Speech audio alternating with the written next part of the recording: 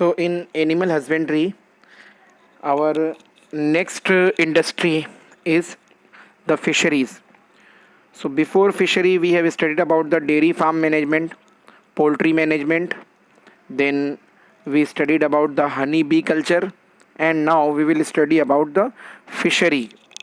सो एक बड़ी इंडस्ट्री है पर्टिकुलरली इंडिया के लिए, जो कि 3 साइड से बड़े ओशन से और बिग सी से कवर्ड है। तो इसके लिए यहाँ पर जो है फिशरी इंडस्ट्री से फाइनेंस भी अच्छा आता है और इससे हमारी कंट्री की जो इकोनॉमी है वो भी बूस्ट होती है। सो फिशरी जो है it is a branch of applied biology. तो ये जो है ये हमारी अप्लाइड बायोलॉजी की ब्रांच है।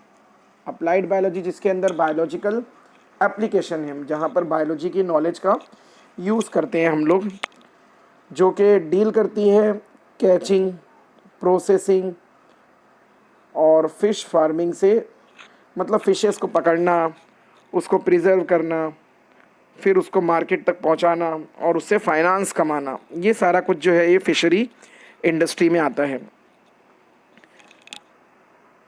फिशेस के हैबिटेट के बेसिस पर, वैसे तो फिशेस जो है वो एक्वेटिक होते हैं, बट एक्वेटिक हैबिटेट में भी अलग अलग टाइप के जो है वो हैबिटेट है, अलग अलग टाइप के पानी होते हैं। तो उनके बेसिस पर हम लोग फिशरी को 3 डिवीज़न में क्लासिफाई करते हैं। उसमें जो पहला डिवीज़न है वो होता है इनलैंड फिशरी। इनलैंड फिशरी या इनलैंड फिशेस उन फिशेस को बोलते हैं जो कि फ्रेश वाटर में मिलते हैं, जैसे रिवर है, पॉन्ड है, जिनको हम लोग जो है वो कल्चर कर लेते हैं, ये सब, तो इसको इनलैंड कहते हैं। मरीन फिशरी मतलब जो समंदर के पानी में मिलती है उसको मरीन फिशेस कहते हैं। और इस्चुराइन फिशरी, कुछ ऐसे फिशेस होते हैं जो ऐसी जगह पर मिलते हैं जहाँ पे फ्रेश वाटर और मरीन वाटर ये एक दूसरे से मिलते हैं। जैसे रिवर जो है जहाँ पर ओशन से मिलता है, तो वो उतना एरिया जो होता है उसको इस्चुरी कहा जाता है, और उतने एरिया में जो फिशेस पाए जाते हैं उनको कहा जाता है इस्चुराइन फिशेस। तो 3 डिवीज़न में हम लोग फिशरी को क्लासिफाई करते हैं। इनलैंड या फ्रेश वाटर फिशरी भी कहते हैं इसको, मरीन फिशेस और इस्चुराइन फिशेस। तो अभी यहाँ पर हमको कुछ एग्जांपल देखना है इनलैंड फिशेस की, कुछ एग्जांपल जो है वो मरीन फिशेस की देखना है। सो अपनी जो इनलैंड फिशरी है ये इम्पॉर्टेंट फिशरी है, क्योंकि इसके अंदर जो है कल्चरिंग भी आ जाती है फिशेस को, और अदर ऑर्गेनिज्म को कल्चर करना। फिशेस के कल्चर करने को मतलब फिशेस को पालना, उनको प्रोसेस करना, मार्केटिंग करना, जो फिशेस का मेन जो कल्चर होता है उसको पीसी कल्चर कहा जाता है। It is called PC culture. So PC culture जो है it is the culture of fishes. और इन जनरल सारे एक्वेटिक ऑर्गेनिज्म को कल्चर करना, जिसमें क्रैब्स हैं, लॉबस्टर्स हैं और मोलस्कन्स हैं, तो अदर ऑर्गेनिजम्स को भी कल्चर किया जाता है। अगर हम लोग अदर ऑर्गेनिज्म को कल्चर करते हैं तो ऐसे कल्चर को हम कहते हैं एक्वा कल्चर। तो एक्वा कल्चर जो है उसके अंदर अदर ऑर्गेनिज्म को भी कल्चर किया जाता है, और पीसी कल्चर में पर्टिकुलरली जो है वो फिशेस को कल्चर करते हैं। तो यहाँ पर जो इनलैंड फिशरी है, मतलब जो फ्रेश वाटर फिशरी है, इसमें मेनली फिशेस को कल्चर करना शामिल होता है। तो यहाँ पर हम कहाँ पर उनको कल्चर कर सकते हैं? पॉन्ड में कर सकते हैं, लेक में कर सकते हैं, डैम में, रिवर में, ये सब जो है वो इनलैंड फिशरी में आते हैं। इंडिया का जो कोस्ट है वो 40 से 50 लाख एकर्स में फैला हुआ है। कोस्टल एरिया मतलब जो समंदर का किनारा है जो इंडिया से लग के है वो 40 से 50 लाख एकड़ है। तो एक बहुत बड़ा एरिया है जहाँ से हमको बहुत सारे जो ओशन वेल्थ हैं वो मिलती हैं। तो अब हमको यहाँ पर कुछ एग्जांपल्स याद रखना है जो कि फ्रेश वाटर फिशेस हैं। तो इसमें जो कॉमन एग्जांपल है उसमें आ जाती है सबसे पहले रोहू और कटला, साइंटिफिक नेम है कटला कटला। फिर है सिरीना मिरिगेला, कॉमन नेम है मिरिगल या मिरिगेला। और कुछ कॉमन कार्प हैं। कार्प जो है ये रोहू के साइज़ की फ़िशेज़ होती हैं, और इनको जो है ये फ़िशेज़ की एक फैमिली है कार्पिडी फैमिली। तो ये फ़िशेज़ उस फैमिली में इंक्लूडेड हैं। और ये सभी फ़िशेज़ को जो है वो इनलैंड फिशरी के अंदर कल्चर भी किया जाता है, मार्केट में इनको सेल भी किया जाता है। यहाँ पर कुछ डायग्राम्स भी दिए हुए हैं फ्रेश वाटर फिशेज़ के, तो आप देख सकते हैं इसके अंदर रोहू फ़िश है पहली वाली, सेकेंड जो है ये कटला फ़िश है, ये है सिरिनस मिरीगेला, और ये है कॉमन कार्प, ये है ग्रास कार्प, और ये है सिल्वर कार्प। तो ये कॉमन कार्प जो फिशेस होती हैं इसकी जो साइज़ होती है नियर अबाउट सेम होती है, फैमिली कार्पिडी को बिलोंग करते हैं। तो ये हमारे कुछ फिशेस हैं जो कि फ्रेश वाटर फिशेस में काउंट होते हैं। नेक्स्ट हम देखेंगे marine water fishes. Marine water fishes, यहाँ एक नॉलेज एनहांसर करके दिया हुआ है, फिश फार्मिंग और culturing of edible and commercially important fish is only possible in fresh water bodies. अगर हमको कल्चर करना है तो हम फ्रेश वाटर बॉडी में जैसे पॉन्ड में, डैम में, रिवर में कल्चर कर सकते हैं। ओशन के अंदर जो है कल्चर करना, फिशेस को कल्चर करना तो पॉसिबल नहीं हो पाता है। हाँ, ऑयस्टर का कल्चर है, मोलस्कन्स को अगर हमको कल्चर करना है तो वो ओशन में किया जाता है। तो मरीन फिशरी के अंदर जो कॉमन फिशेज आ जाती हैं, इंडिया का जो कोस्टल लाइन है, तो ये coastal line near about 75,000 kilometre तक फैला हुआ है। इसके पहले जो है वो वैल्यू एकड़ में दी हुई थी। अभी यहाँ पे जो कॉमन मरीन फिशेज हैं उसके अंदर आ जाती है हार्पेडॉन नेरियस, कॉमन नेम है उसका बॉम्बे डक, जिसको हम लोग जो है वो बोम्बिल फिश बोलते हैं। मार्केट में आपने देखा होगा बोम्बिल फिश, जो कि ड्राइड फॉर्म में भी अवेलेबल रहती है, वेट फॉर्म में अवेलेबल रहती है। सार्डिनिला लॉन्जीसेप, या इसको जो है वो कॉमनली कहा जाता है सार्डाइन, या इसको ऑयल सार्डाइन भी कहते हैं। फिर राष्ट्रीय लीगर, कॉमन नेम है इसका मैकरल, और लोकली इसको जो है वो बांगड़ा फ़िश भी कहते हैं। फिर स्ट्रोमेटियस अर्जेंटिकस, या इसको पॉम्फ्रेट फ़िश कहते हैं, पॉपलेट जिसको कहते हैं। तो ये कुछ जो है मरीन वाटर फिशेज़ हैं। इसमें जितने नाम दिए हैं उतने ही आप याद रख ले तो अच्छा है। हार्पेडॉन है, सार्डिनेला है, रेस्ट्रीलेगर है, मैकरल है, और स्ट्रोमेटियस यानी पॉम्फ्रेट। तो ये इतने नाम जो है आप याद रखिए। और इसके पहले जो फ्रेश वाटर फिशेस दी हुई थी उसके अंदर रोहू है, मांगुर है, रोहू, मांगुर, और उसके अलावा कुछ और फिशेस यहाँ पर डायग्राम के साथ दिया हुआ है। कॉमन कार्प है, कटला है, तो मिरीगल है। तो ये आपको बस एग्जांपल्स याद रखनी है इसके अंदर। देन आ जाती है इस्चुराइन फ़िश। तो इस्चुराइन फिशेस, इस्चुरी कहते हैं जहाँ पर फ्रेश वाटर जो है ये ओशन वाटर से मिलता है, उसको इस्चुरी कहा जाता है। और बहुत कम ऐसी फ़िशेज़ हैं जो इस्चुरी में सर्वाइव करती हैं। जैसे एक बहुत कॉमन फ़िश इसके अंदर आती है वो है साल्मोन फ़िश, तो ये इस्चुराइन फिशरी में आती है। और यहाँ पे इस्चुरी की जो एग्ज़ाम्पल भी दी हुई है, जैसे सुंदरबन एरिया जो है वेस्ट बंगाल का, वो इस्चुरी में काउंट होता है। अब फिशरी फार्म को मेंटेन करने के लिए कुछ इम्पॉर्टेंट फैक्टर्स हैं। तो जो कॉमन फैक्टर्स हैं जो कि मेंटेनेंस ऑफ फिशरी फार्म में हेल्प करते हैं, इसमें भी सबसे पहले जो है वो सिलेक्शन ऑफ सूटेबल साइट है, मतलब फ़िशेस को कहाँ कल्चर करना है उसको पहले सिलेक्ट करना। फिर अगर हम पॉन्ड बनाना चाहते हैं तो पहले हमको ज़मीन खोदना पड़ेगा, एक्सकेवेशन करना पड़ेगा पॉन्ड बनाने के लिए। फिर हैचरी टैंक बनाना पड़ेगा। हैचरी टैंक उसको कहते हैं जहाँ पर फ़िशेस के जो एग्स होते हैं उनको रियर करते हैं, और वहाँ से उसके बच्चे, फ़िशेस के बच्चे, या जिनको फिंगरलिंग्स कहा जाता है, तो फिंगरलिंग्स बाहर आते हैं। नर्सरी टैंक वो टैंक होता है जहाँ पर फ़िशेस के बच्चों को रियर किया जाता है, उनको फीडिंग करवाते हैं। और रियरिंग टैंक, जब फ़िशेस के बच्चे थोड़े बड़े हो जाते हैं तो फिर उनको एडल्ट डाइट प्रोवाइड की जाती है रियरिंग टैंक में। फिर स्टॉकिंग टैंक में जो है वो एडल्ट्स को रखा जाता है। फिर हमको देखना होगा वाटर सोर्स क्या रहेगा उनके लिए, मतलब फ्रेश वाटर प्रोवाइड करना है, मरीन वाटर है। फिर मैन्यूअर भी डालना होता है। मैन्यूअर यहाँ पर ऐसे फीड को कहते हैं जिसकी वजह से फ़िशेस के जो फिंगरलिंग्स होते हैं वो जल्दी मैच्योर होते हैं, उनकी ग्रोथ फास्ट होती है। कुछ सप्लीमेंट्री फीडिंग भी देना होता है फ़िशेस को, जो नॉर्मल फीडिंग देते हैं उसके साथ साथ में कुछ ऐसी फीडिंग भी देते हैं जिससे फ़िशेस की ग्रोथ फास्ट होती है। उसके उसकी ब्रीडिंग रेट बढ़ती है, उसके अंदर डिजीज़ रेजिस्टेंस एबिलिटी आ जाती है। तो ये सारा कुछ जो है फ़िश कल्चर में इंक्लूड है। हम फ़िश कल्चर को जो है वो मोनोकल्चर के तौर पे परफॉर्म कर सकते हैं या पॉलीकल्चर के तौर पे। मोनोकल्चर में सिर्फ एक ही टाइप की, एक ही स्पेसीज़ की फ़िश पालते हैं, और पॉलीकल्चर में जो है अलग अलग टाइप की अलग अलग स्पेसीज़ को एक साथ में पाला जाता है।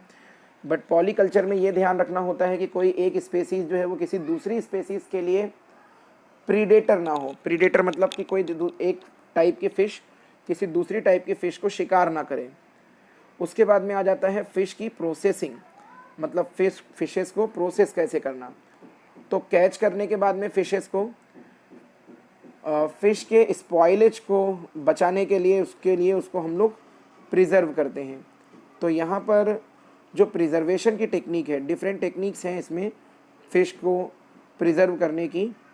तो यहाँ पर फ़िश की प्रिज़र्वेशन की टेक्निक में आ जाती है चिलिंग सेंसेशन देना फ़िश को, मतलब चिल्ड कंडीशन में उसको रखना, या कि फिर डीप फ्रीज़ करना।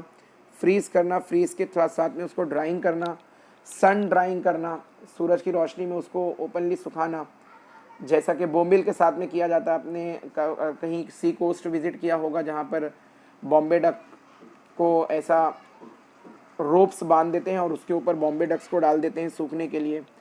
स्मोक ड्राइंग करना, उसमें से स्मोक पास करते हैं और उसकी वजह से उसको ड्राइंग करते हैं, ड्रॉ करते हैं, ड्राई करते हैं। फिर सॉल्टिंग करना, फ़िश को जो है वो बड़े बड़े केन्स के अंदर रखने हैं जिसके अंदर सॉल्ट और आइस दोनों होता है, उसके अंदर रख करके उसकी सॉल्टिंग और कैनिंग कर देते हैं। फिर फ़िश के हमको जो प्रोडक्ट्स हैं, बहुत सारे प्रोडक्ट हैं। फ़िश को एज अ फूड तो यूज़ किया ही जाता है, लेकिन बहुत सारे सेकेंडरी प्रोडक्ट भी हमको मिलते हैं, जैसे फ़िश ऑयल मिल जाता है। फ़िश को एज अ मील यूज़ करते हैं। जो स्पॉइल्ड फ़िश होते हैं जिनको मार्केटिंग नहीं कर सकते या मार्केट में जिनके अच्छे प्राइस नहीं मिलेंगे, उनका फर्टिलाइज़र बना लेते हैं, सुखा के उनको खेतों में फैला देते हैं, क्योंकि नाइट्रोजन और फॉस्फेट रिच होती है। फ़िश गुआनो बनता है, ये भी एक टाइप का फर्टिलाइज़र होता है। कुछ फ़िशेस से हमको ग्लू मिलता है फ़िश का। एक और फ़िश का प्रोडक्ट होता है जिसको आइसिंग ग्लास बोलते हैं। आइसिंग ग्लास जो होता है ये फ़िशेस के स्विम ब्लैडर से निकालते हैं। फ़िशेस के अंदर एक ऑर्गन होता है जिसको स्विम ब्लैडर या एयर ब्लैडर कहते हैं। तो एयर ब्लैडर जो होता है ये यूजुअली फ्रेश वाटर फ़िशेस के अंदर ही होता है, और इसको वाइन और बियर को प्योरीफाई करने वाली जो इंडस्ट्रीज़ होती हैं वो इस आइसिंग ग्लास को यूज़ करते हैं, उसको प्योरीफाई करने के लिए, फ्लेवर लाने के लिए। तो ये कुछ बाय प्रोडक्ट है जो फ़िशेस से हमको मिलते हैं। ऐसे ही फ़िशेस के और भी बाय प्रोडक्ट हैं जिनको पेंट इंडस्ट्री में, सोप इंडस्ट्री में, ऑयल बनाने की और मेडिसिन बनाने की इंडस्ट्री में यूज़ किया जाता है। फ़िश ऑयल जो होता है, सार्डाइन फ़िश ऑयल, ये बहुत न्यूट्रिशियस होता है। कॉड लीवर ऑयल जो होता है ये भी बहुत न्यूट्रिशियस होता है। बहुत सारे विटामिन्स इसके अंदर प्रेजेंट होते हैं, तो विटामिन डिफिशियंसी को क्योर करने के लिए फ़िश ऑयल रिकमेंड किया जाता है। प्रॉन और लॉबस्टर्स को जो है as a food product use किया जाता है। इसके अंदर जो है मोलस्कन्स भी आ जाते हैं, ऑयस्टर्स भी आ जाते हैं, क्योंकि एक्वा कल्चर जो है ये पूरा फिशरी के अंडर में ही आता है। तो इसके थ्रू जो है पर्ल ऑयस्टर कल्चरिंग है, एडिबल ऑयस्टर कल्चरिंग है, ये सारा कुछ आ जाता है। फिर फिशरी का एक एडिशनल फ़ायदा ये है कि ये बहुत सारे लोगों को जॉब प्रोवाइड कर देता है, पर्टिकुलरली वो लोग जो सी कोस्ट के किनारे रहते हैं, समंदर के किनारे रहने वाले लोगों को, बहुत सारे लोगों को इससे जो है वो एम्प्लॉयमेंट मिल जाता है। तो ये है हमारे फिशरी के प्रोडक्ट और फिशरी के बेनिफिट्स। फिर नेक्स्ट जो कल्चरिंग है वो है सेरी कल्चर। तो सेरी कल्चर जो है ये बोला जाता है सिल्क वर्म को कल्चर करना और सिल्क को प्रोड्यूस करना, मतलब रेशम का जो कीड़ा होता है उसको पालना और वहाँ से रेशम यानी कि सिल्क ऑब्टेन करना। तो इसके लिए जो बेसिक नॉलेज है वो ये होना चाहिए कि कहाँ पर हम सिल्क वर्म को पालेंगे और कौन सी स्पेसीज़ ऑफ सिल्क वर्म जो है अच्छा सिल्क प्रोड्यूस करेगी। फिर सिल्क को जो है हार्वेस्ट कैसे करना है, जमा कैसे करना है, उसको प्योरीफाई कैसे करना है, उसकी मार्केटिंग, ये सारे नॉलेज जो है इसके अंदर रिक्वायर है। और इवन इसके अंदर जो है बहुत सारे ऐसे लोग जो डिसेबल्ड हैं, हैंडीकैप हैं, उनको भी जो है इसके अंदर सक्सेसफुली जॉब मिल जाता है, क्योंकि इसके अंदर जो है ये बैठ करके काम करने वाले काम ज़्यादा होते हैं। तो ऐसे लोगों के लिए भी ये इंडस्ट्री यूज़फुल होती है जहाँ पर उनको जॉब मिल जाता है। अब यहाँ सिल्क को रियर करने के लिए हम सिल्क को कहाँ पर पालते हैं, तो जो सबसे अच्छा प्लांट होता है जहाँ पर सिल्क वर्म को रियर किया जा सकता है वो होता है मलबेरी प्लांट, क्योंकि इसका जो लार्वा है वो मलबेरी की लीफ के ऊपर फीडिंग करता है। यहाँ पर इसकी लाइफ साइकिल दिखाई हुई है लार्वे की, तो आप देख सकते हैं कि ये एडल्ट फीमेल है, और ये एडल्ट फीमेल जो एग्स ले करती है ये मलबेरी लीफ के ऊपर, यहाँ पर वाइट कलर के ये एग्स इसके दिखाए हुए हैं। फिर यहीं से जो है वो इसका लार्वा हैच आउट होता है, ये इसका लार्वा है।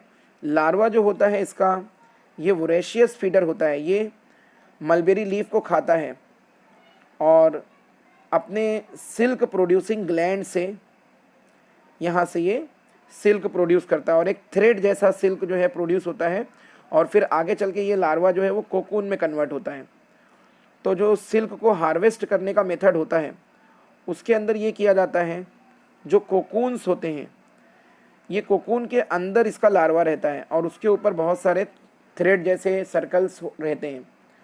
तो बहुत सारे कोकून्स को निकाला जाता है, जमा किया जाता है, और इन कोकून्स को हॉट वाटर के अंदर या बॉइलिंग वाटर के अंदर पर्टिकुलरली कोकून्स को डाल देते हैं।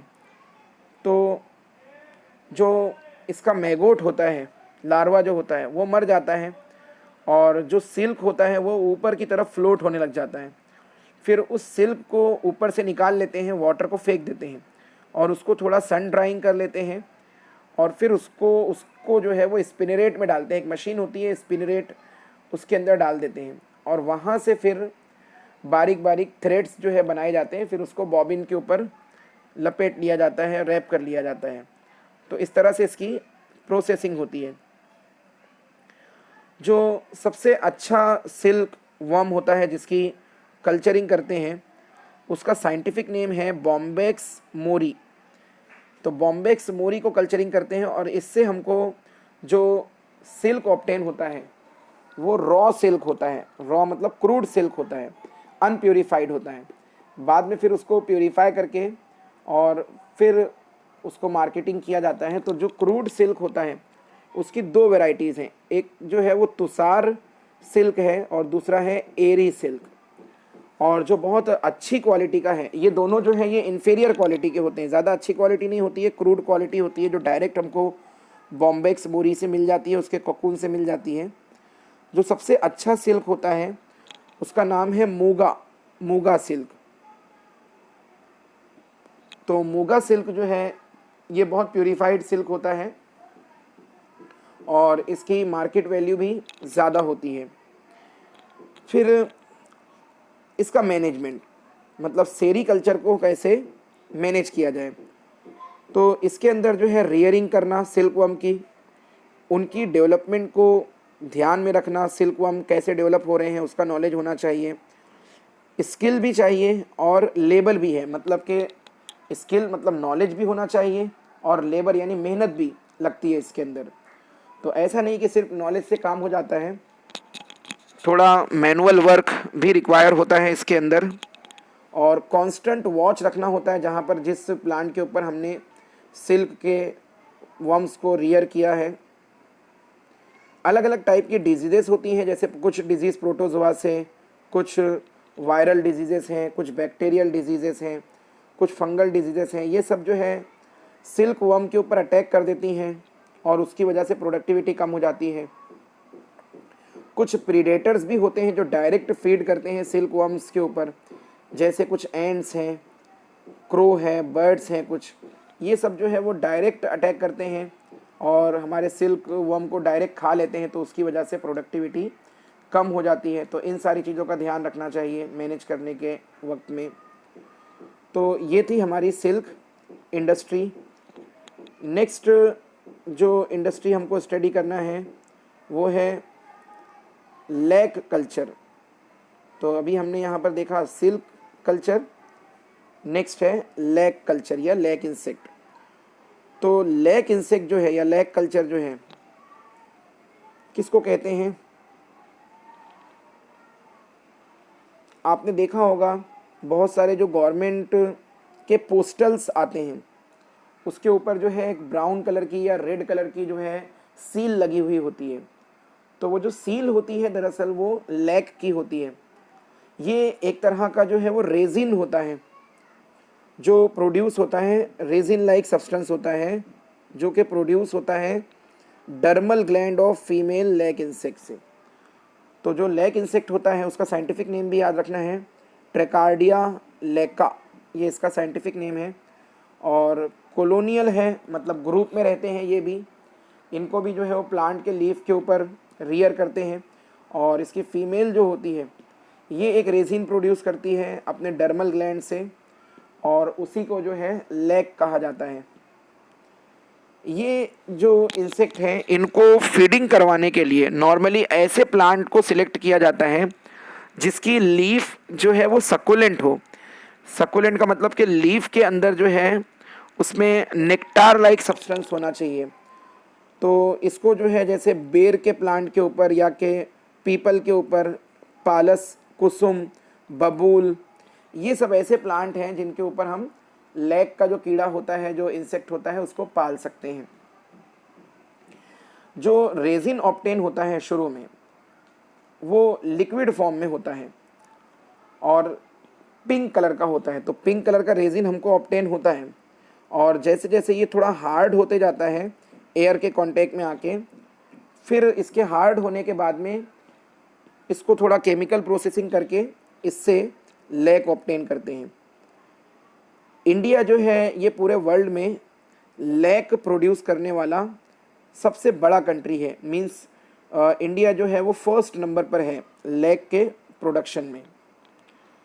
तो नेचुरल लैक जो हमको मिलता है, मतलब प्लांट से, प्लांट के ऊपर जो इंसेक्ट है उसका जो डायरेक्ट जो सिक्रेशन होता है वो नेचुरल लैक होता है।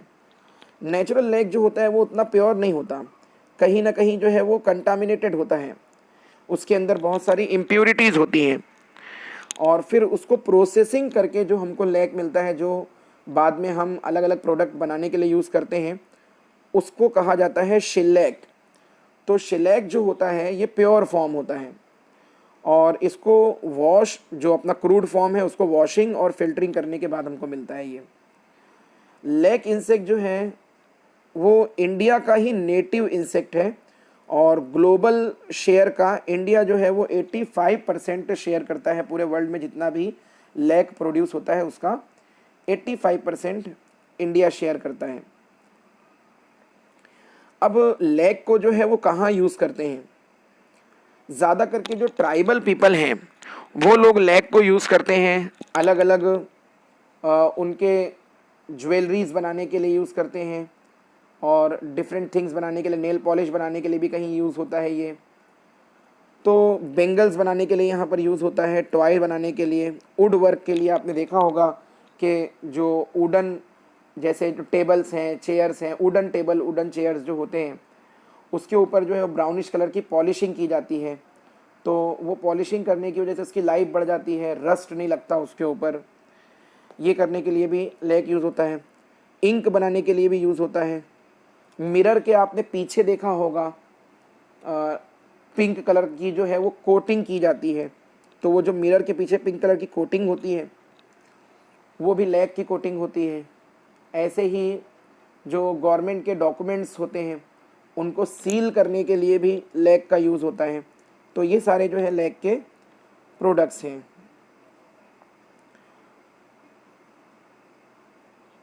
फिर हमको यहाँ पर देखना है लैक का जो इंसेक्ट है उसकी life cycle. So lac insect की यहाँ पर जो है लाइफ साइकिल शो की हुई है। यहाँ लाइफ साइकिल जो है ये बिगिन होती है एडल्ट मेल और एडल्ट फीमेल जब ये फर्टिलाइज़ करते हैं, कॉपुलेट करते हैं। तो कॉपुलेट करने के बाद में एग ले करती है इनकी फीमेल जो होती है। सो एग ले करने के बाद में इसके अंदर से हैचिंग होती है और इसका लार्वा जो है वो बाहर आता है। इसका जो लार्वा होता है उसको क्रॉलर कहा जाता है। और लार्वा जो होता है वो फीड करता है जिस प्लांट पर हमने उसको पाला है, बेर के ऊपर, पीपल के ऊपर, या पालस के ऊपर, या कि कुसुम के ऊपर, या अलग अलग प्लांट के नाम हमने पीछे पढ़े, ये उनके ऊपर फीड करता है। और ये भी वोरेशियस फीडर होता है, यानी तेज़ी से वो पत्तों को खाता है और इसकी ग्रोथ होती है। तो यहाँ पर जो इंसेक्ट की ग्रोथ होती है, इनडायरेक्ट ग्रोथ है, लार्वल फॉर्म के थ्रू है।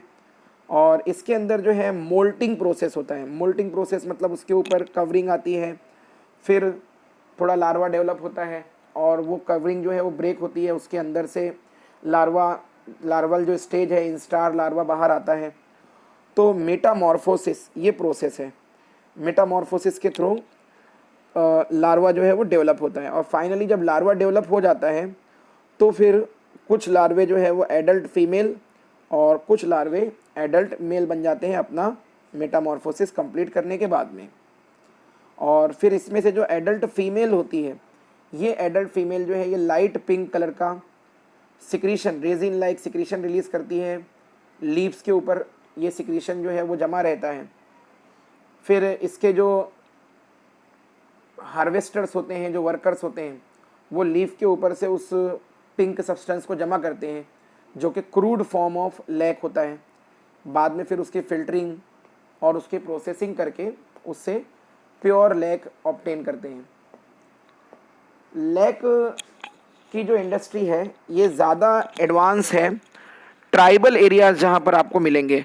जैसे मध्य प्रदेश के कुछ एरिया हैं, झारखंड के जो ट्राइबल पीपल हैं, जो एंशियंट कम्युनिटीज़ के पीपल हैं, वो लोग इसको कल्चरिंग करते हैं और वहाँ इसको हार्वेस्ट करते हैं और फिर बाद में उसको कंपनीज़ के अंदर प्यूरिफिकेशन के लिए भेजते हैं। तो जो क्रूड लैक है आपको ये इसी तरह के एरियाज़ में मिलेंगे जहाँ पर जो है उसके सबस्ट्रेट प्लांट मिलते हैं, मतलब जिसके ऊपर हम उसको ग्रो कर सकते हैं।